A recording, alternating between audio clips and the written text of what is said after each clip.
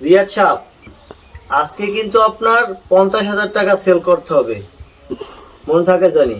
Sir সব জায়গায় খালি ইসরায়েলি কোনো বয়কট কোনো বেচা কিনা নাই। ফেসবুক টেসবুক দেখেন না, সব জায়গায় পণ্য মন্য পাক্কাই আলাই দেয়, দোকানপাট ভাঙ্গে।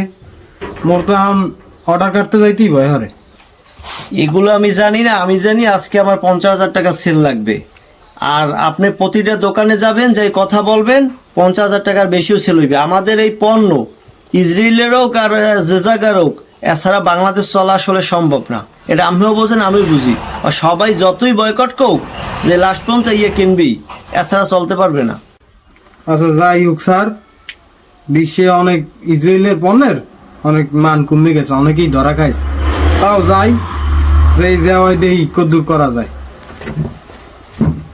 মাল তো দেই শর্ট, আর কইতেও তো হরে ভয়, দেশের যে বর্তমান পরিস্থিতি। ভাই আইয়ে পড়ছি, ইউনিলিভার লাগবে কিছু।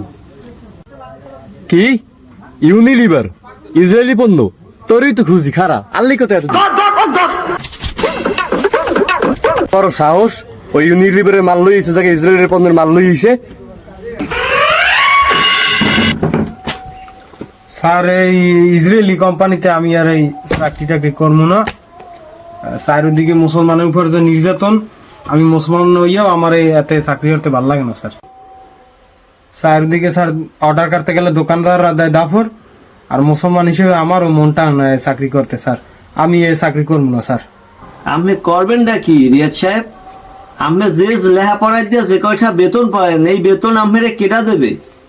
আমার একটু কইতে পারেন কেটা আপনারা এই বেতনটা দেবে?